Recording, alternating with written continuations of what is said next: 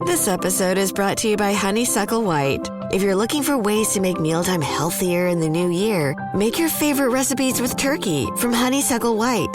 Take the pressure off. Keep it simple and tasty without sacrificing flavor for nutrition. Whether you want a delicious sandwich or post-workout protein, Honeysuckle White turkey can do it all. Visit honeysucklewhite.com for recipe inspiration and to find retailers near you. Honeysuckle White. Eat what you love. I mean, I had a moment where I was sitting there on the couch watching, I think it was Olympic soccer, and I had an ice pack strapped onto each hip, and I'm sitting there watching the British men's team play, and they announced that the captain was 36. And I was like, wait a minute, I'm 33. How is that guy playing soccer at this level? And like, I can't play a 45-minute once a week co-ed game without getting hurt.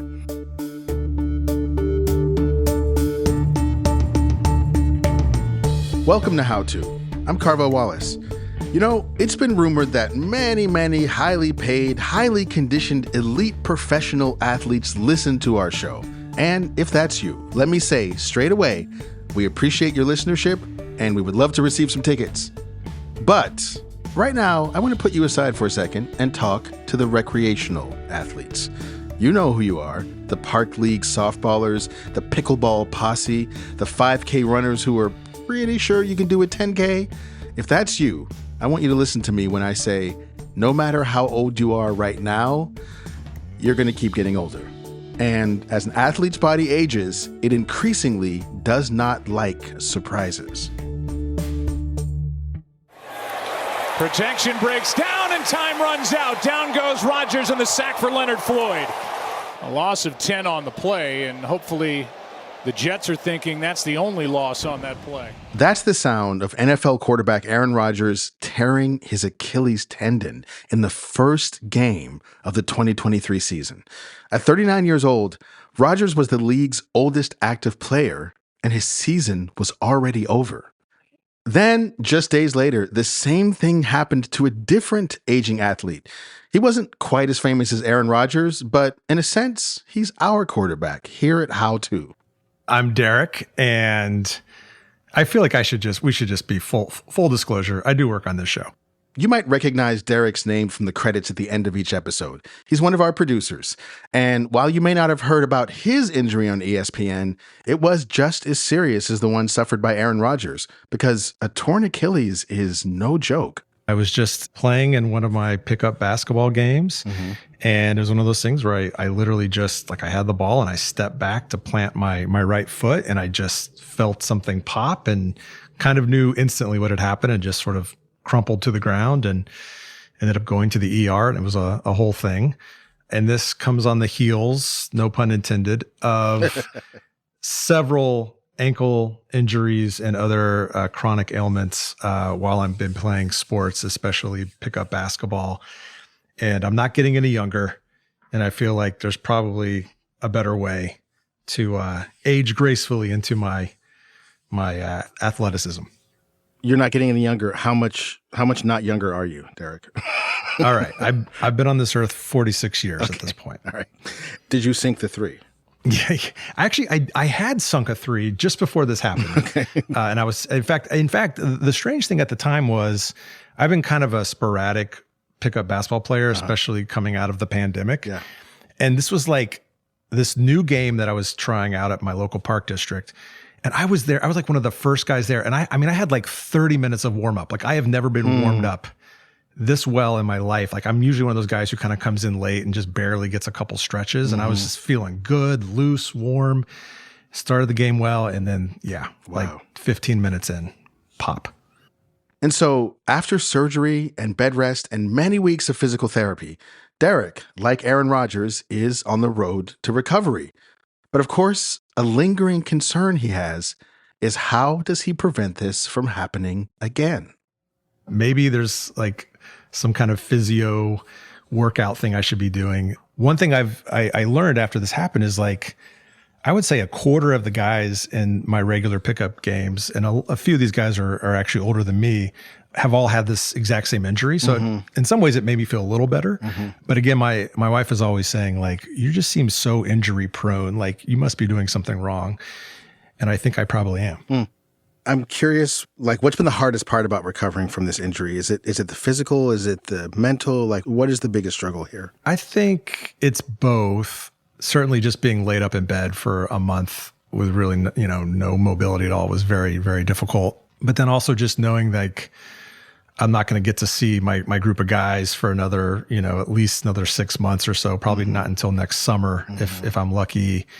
That's hard, is just not having kind of that camaraderie, that sense of community, which is a big part of why I, still play pickup basketball. Like I've never been much of like a gym rat. I don't love just going and lifting weights and doing, exercise for the sake of exercise. To me, I always wanted it to be kind of connected to like a sport or something, since I grew up playing a lot of sports. And so, yeah, I think that's probably been the hardest thing. Luckily for Derek, today's expert is someone who literally wrote the book on staying athletic well into middle age and beyond. I'm Jeff Bercovici. I am the business editor at the LA Times, but I'm here today because I wrote a book called Play On, The New Science of Elite Performance at Any Age, which is a sort of a sports science book looking at this phenomenon of athletes competing longer, performing better at the end of their careers, and what are the sort of advances in science and medicine and nutrition and so forth are behind that phenomenon. Jeff, you wrote about athletes dealing with the aging process because you noticed changes and injuries in your own body as you got into your mid-30s. Is Derek's story familiar to you? Oh, it's painfully familiar. Again, no pun intended. Yeah. I mean, if you swap in soccer for basketball, it's pretty much the exact same story. Soccer for basketball and a back injury for an Achilles injury.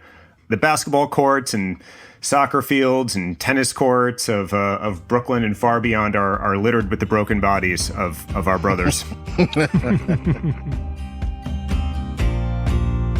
So on today's show, we're going to explore how to stay active as an older athlete and avoid getting stuck on the sidelines. And when we come back, we'll hear more of Jeff's story and what he learned from studying the training habits of elite athletes and not so elite athletes. Stay with us.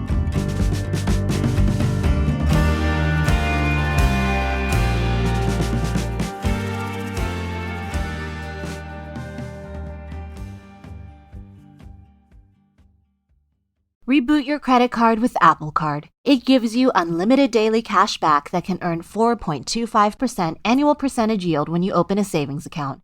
A high-yield, low-effort way to grow your money with no fees. Apply for Apple Card now in the Wallet app on iPhone to start earning and growing your daily cash with savings today. Apple Card subject to credit approval. Savings is available to Apple Card owners subject to eligibility. Savings accounts by Goldman Sachs Bank USA, member FDIC. Terms apply. Reboot your credit card with Apple Card. It gives you unlimited daily cash back that can earn 4.25% annual percentage yield when you open a savings account. A high-yield, low-effort way to grow your money with no fees. Apply for Apple Card now in the Wallet app on iPhone to start earning and growing your daily cash with savings today. Apple Card subject to credit approval. Savings is available to Apple Card owners subject to eligibility. Savings accounts by Goldman Sachs Bank USA, member FDIC. Terms apply. We're back with journalist and author Jeff Bercovici and our producer, Derek. And as we dive into training and nutrition and other aspects of athletic performance, it's important to note that Jeff is not a doctor or a medical expert, but he is someone who spent years researching these topics and the experiences of professional athletes. I'm a very, very mediocre but enthusiastic recreational athlete. As part of a sort of early midlife crisis in my 30s, I started playing a lot of rec league soccer. It was the first time I'd done any kind of real organized sports in a long time. And I'd always thought of myself as someone who was, again, not a particularly great athlete, but always someone who was fast and fit and strong. I could kind of run all day and outrun anyone. And quickly discovered, starting to play soccer at age 33 with people who were, 23, wasn't the case anymore. Not like that at all. I would literally like try to make a hard cut, to stay with someone, and I would fall to the ground. My legs would just give out and I would go down. And I would be so sore afterwards. I had to take days off work for soreness, which is not something I had experienced before.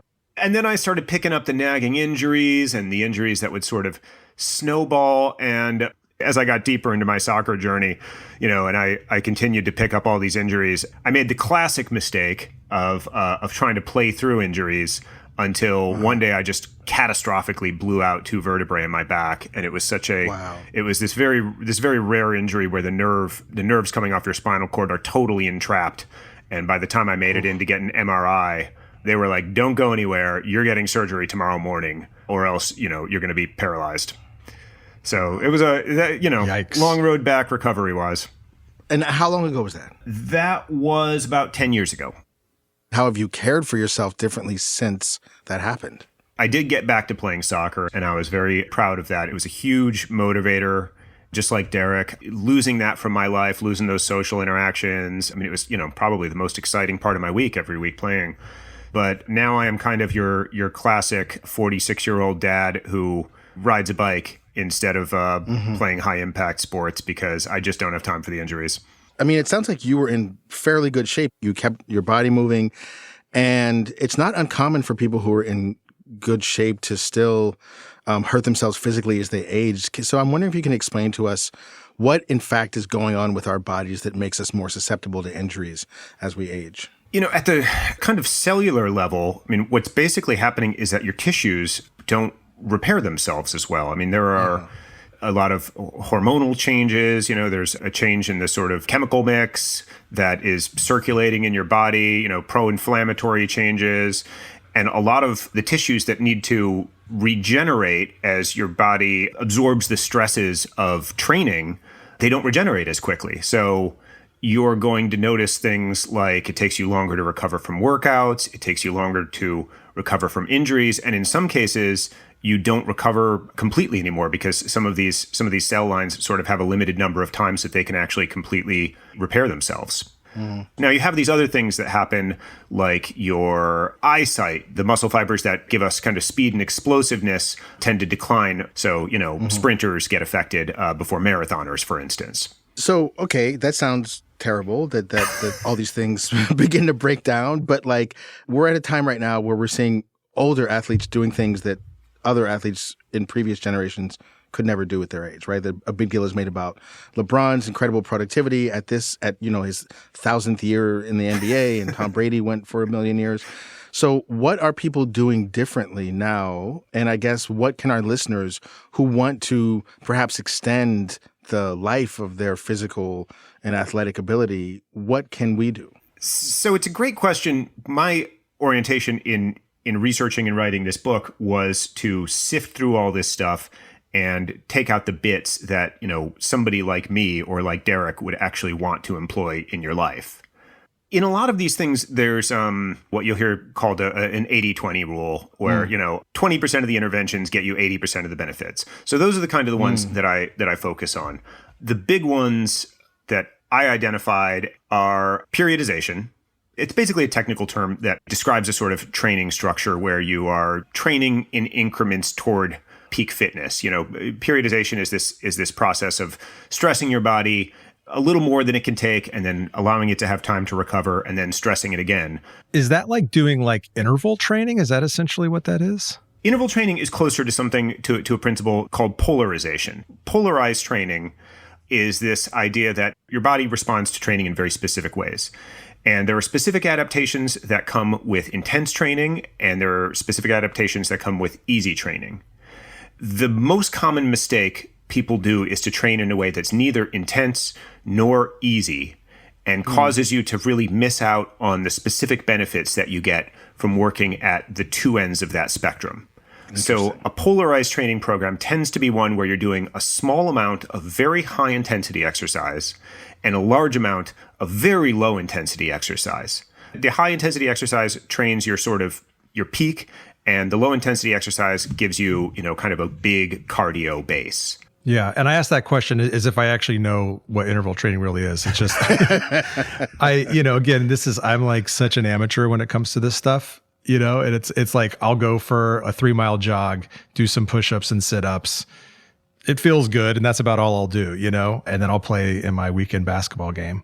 But I feel like that doesn't seem to be sufficient. Well, yes, that's kind of a classic, not terribly efficient way to train your body. Now, if the thing you're training it for is not super demanding, it doesn't really make a difference.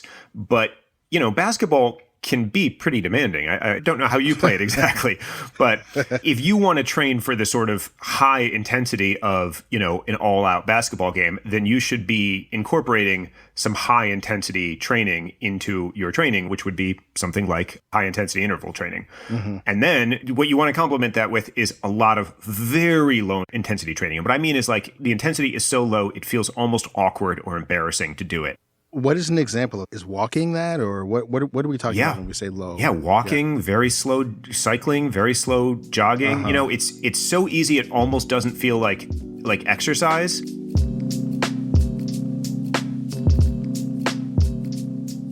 Okay, so let's recap. Periodization is just the idea that you don't just train the exact same way forever. You can improve your performance by strategically overstressing your body for a period of days, weeks, or months, and then understressing to allow for recovery. But our main takeaway is about polarization, the idea that you can distribute your intensity within a specific workout or couple of workouts. Most of your work can be at low intensity, and a much smaller amount can be at high intensity. Especially for an older athlete, the low-intensity workouts like walking, training, riding a bike, and going for a leisurely swim build the cardio base and allow you to enjoy your sport for much longer. The thing that's so great about low-intensity training, like the reason it's such an important part of a workout, is that it doesn't have a recovery profile, right? High-intensity training has a steep recovery profile. If you go and you do, hard intervals today, then tomorrow your body is not going to be able to work out as hard. You're going to be in your recovery curve, and you're probably, if you're 46, it's probably going to be 2 to 3 days before you can put out the same kind of power as you did, in that workout.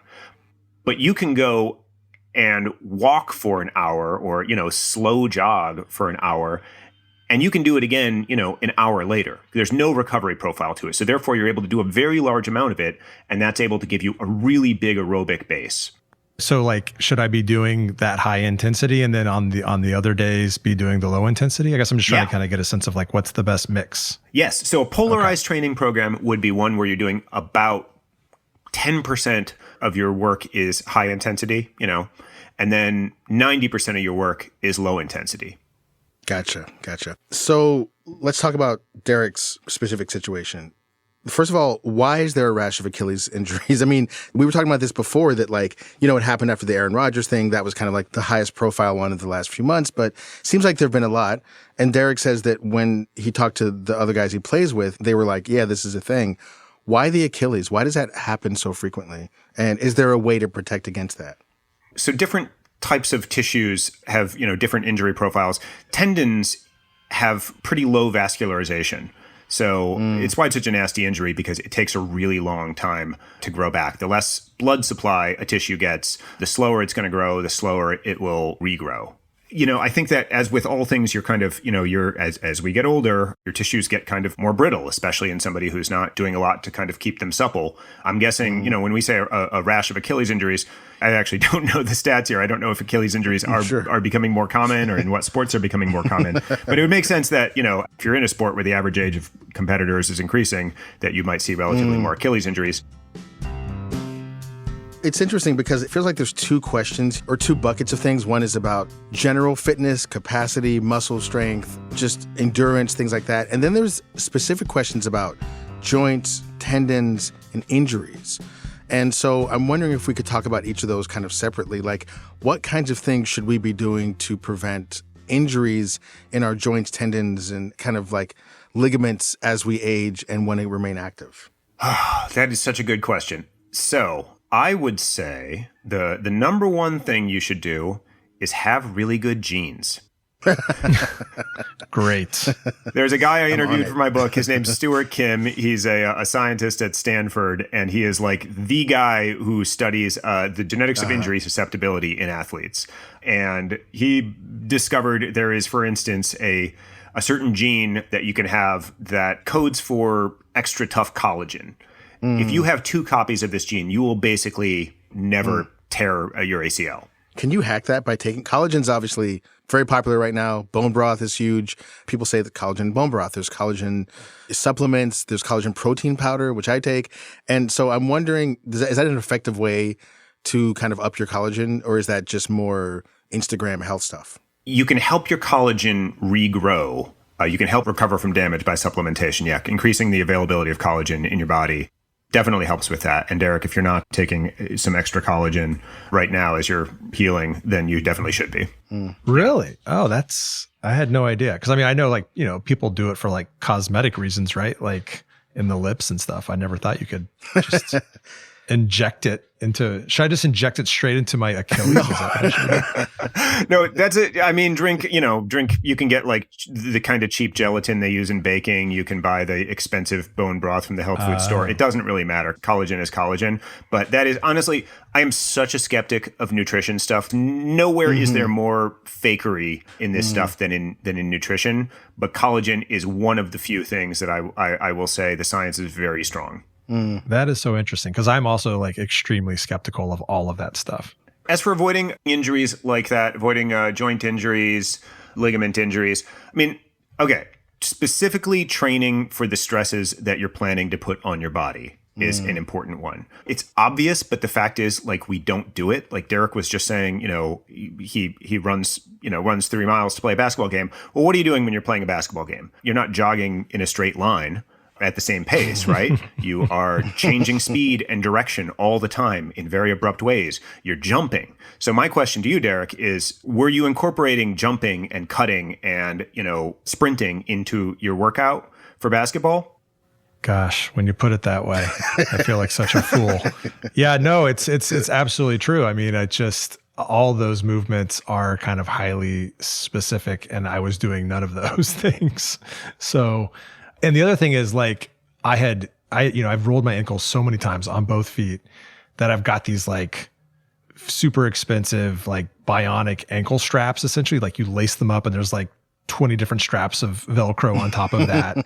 And I was kind of like, oh, this will protect me. And I think, it certainly didn't hurt, but like, I also feel like I was completely ignoring just the underlying muscles and tendons that I probably should have been like working out. Yeah. Also, it might have hurt. I hate to say it. Yes. Yeah, maybe. That thought came to my head too. Tell us more about that. Yeah. I mean, that is something, the idea of an exterior brace is something where I think that used to be kind of more in vogue. I mean, look at the design of basketball shoes, the way that it's changed where, they're not really high tops anymore. If you have a back injury like mine, they will tell you don't wear a back brace. What you really want to do is like build a back brace in your body made of muscle, right?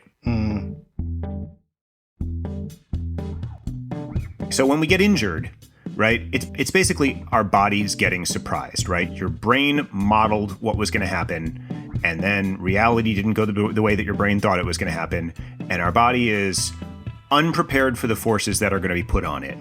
It didn't activate the right muscles at the right time, and suddenly there was too much stress on, this ligament or that bone, and something gave. Now, there are ways that you can train your brain and your body so it doesn't get surprised as much. Your body's awareness of itself in space is called proprioception, and there are things that you can do to train your body for proprioception. One of the best ones you can do is single leg training, balance training. Anything you do where you are training your body for sort of instability really increases your proprioception and your ability to kind of deal with those little, wobbles that we all, inevitably get, slipping on a wet basketball court, for instance. So I would say you should be training, do a lot of stuff on single leg, do a lot of stuff on wobble boards. If you're doing squats, do some of your squats on a wobble board, do it on an uneven surface. That kind of stuff is really good for preventing those sort of sudden injuries. Okay, if balancing on one leg seems a little silly at first, just think about what Jeff is saying here about preparing for uncertainty. Just like life in general, athletics is filled with uncertainty, especially as you get older. And that's our next takeaway. Don't surprise your body. Instead, train your body for the specific stresses it might encounter in, say, a pickup basketball game. Coming up, one of the most important things you can do to maintain your body is something that you're probably already doing. You're just not doing it enough. We'll be right back.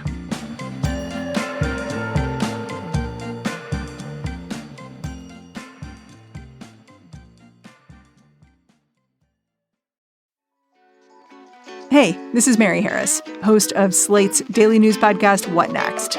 Slate's mission has always been to cut through the noise, boldly and provocatively.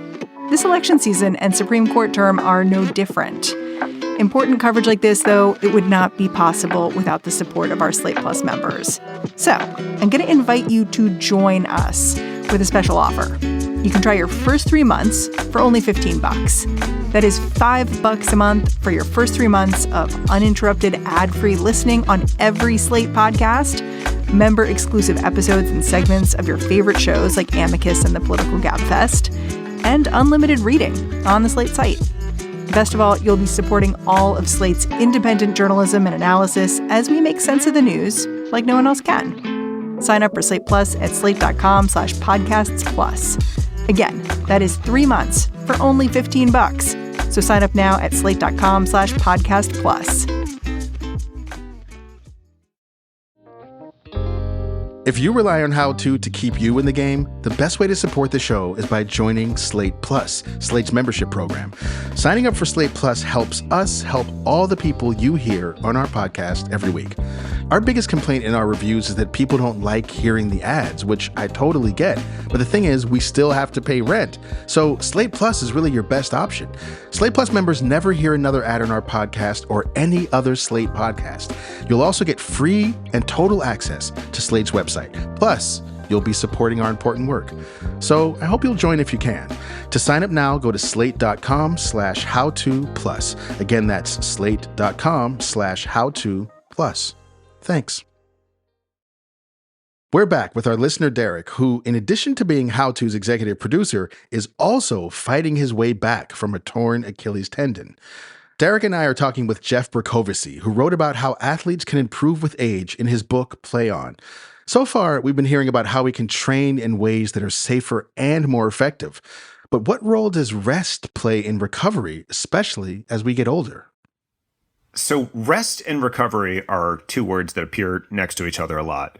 They are certainly related. They're not the same thing. And one of them is super important, and the other one is a bit of a buzzword. Can't wait to hear which is which. So sleep is not bullshit. Sleep is the most important form of recovery, and all the other ones are, tied for 10th place. If your fitness is a stool, one of the legs of your stool is training, one of the legs of your stool is sleep, and one of the legs of your stool is nutrition. If you're not getting quality sleep, your body is not really recovering the way it should be, and all the training that you're doing, a lot of it is wasted. If you're not getting good sleep, your likelihood of getting injured goes way, way up. Certainly your likelihood of getting sick goes way, way up. Again, this is such obvious stuff, but I think if you're like me, you look at your sleep habits and you can instantly identify 5 things that you should be doing that you're probably not doing. Amen, brother. 15 years ago, elite athletes would all be bragging about how hard they trained and what, masochists they were and that they didn't sleep. Now they literally brag about how much they sleep. Roger Federer says that he slept 12 hours a day during tournaments. Michaela Schifrin would say that she would, she bragged that she was the greatest napper in the world of sports. In my opinion, you don't need to track it with a watch or a smart ring or something. I think we all have a pretty good sense. Are you getting good sleep or not? That is one of those things that kind of spills over into recovery, this buzzword of recovery.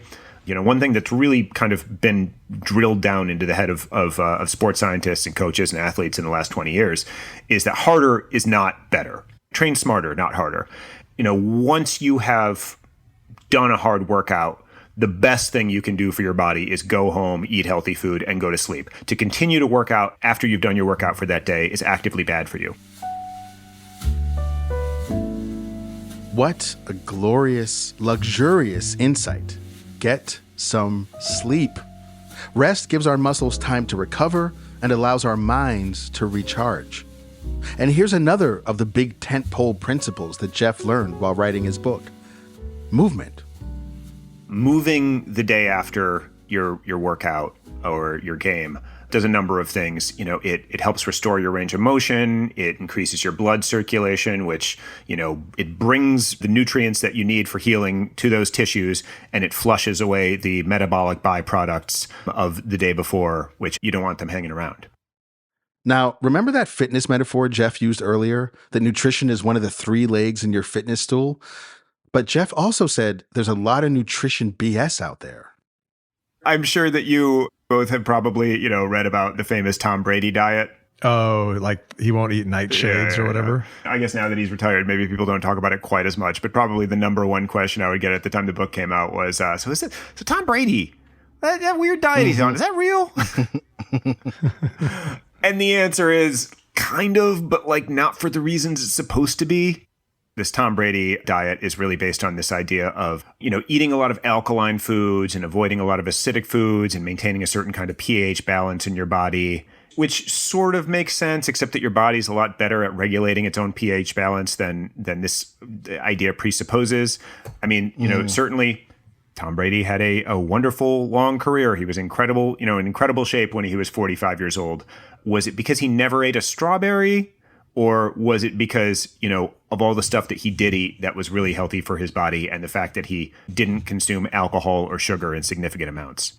You're right. There's so many like wild specific things. Like now we're measuring our pH balance and now we're measuring the alcohol. Like the average person can't rock with all that stuff. Anyway, I mean, even if that were to work, and it sounds like what you're saying is that the differences at that level might be so minuscule that they don't necessarily apply to the average person who's not trying to win their 7th, Super Bowl ring, but effectively just trying to make it so that they can walk around the block on the day they die of old age, right? Which is how one friend of mine described the goal of physical fitness.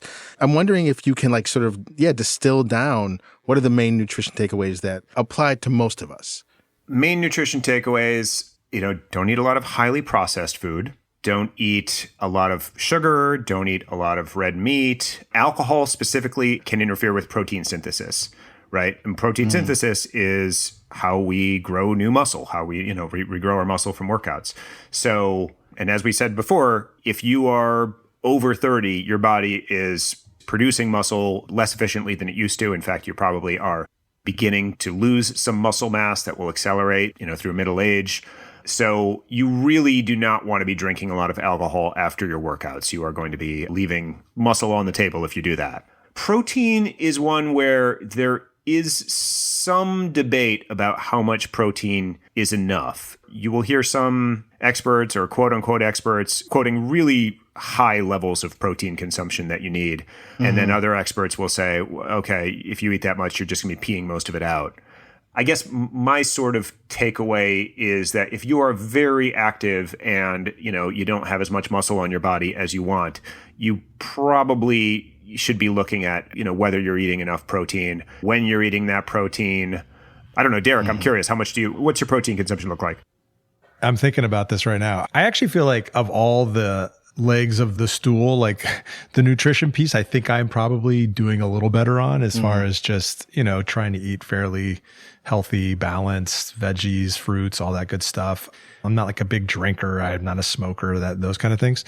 But yeah, maybe I could probably use a little more protein. Actually, the muscle thing that you just mentioned, the one thing we haven't talked about yet is strength training, like weight training. And again, this has never been something that I've really been drawn to. And I don't know. I was just curious if you had any thoughts on that. Yes. I think strength training is something that everyone should do. Everyone who, everyone should do, but especially everyone who aspires to be any kind of athlete should do. Now, whether that strength training is weight training is an open question. There's really, really good strength training you can do that is, body weight training or resistance training using things like bands. But absolutely, you should be using resistance to your muscles as some portion of your training. There's quite a lot of benefits. The benefits to your heart, the benefits to your brain, that kind of aren't obvious. Obviously, it makes your muscles a lot stronger, makes your bones a lot stronger. It can stimulate, growth of new things like new cartilage cells, which are something that you probably want more of as you get older. That's one of those kind of slow growing tissues that tends to break down as you age and not regrow as fast. I'm a big fan of strength training. This is by far the most catastrophic injury I've ever had. And I think that's just what has really made me sort of snap to attention. It's like, oh, I really need to like change something. This is maybe a stupid question, but I've always just wondered, like, should I be stretching more before or after my workouts? I feel like there are a couple different schools of thought when it comes to stretching. Oh, this is such a controversy. You want to get me canceled? Yeah, yes, we do. This would be great. Great for ratings.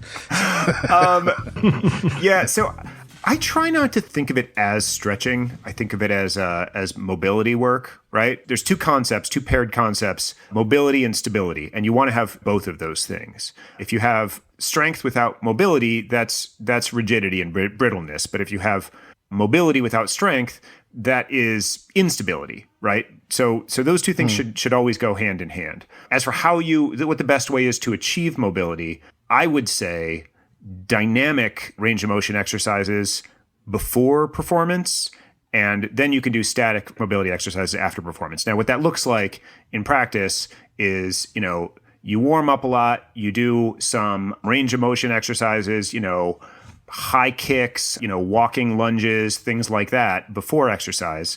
Because if you do static stretches before exercise, what it actually does is it reduces your peak contractile force of your muscles.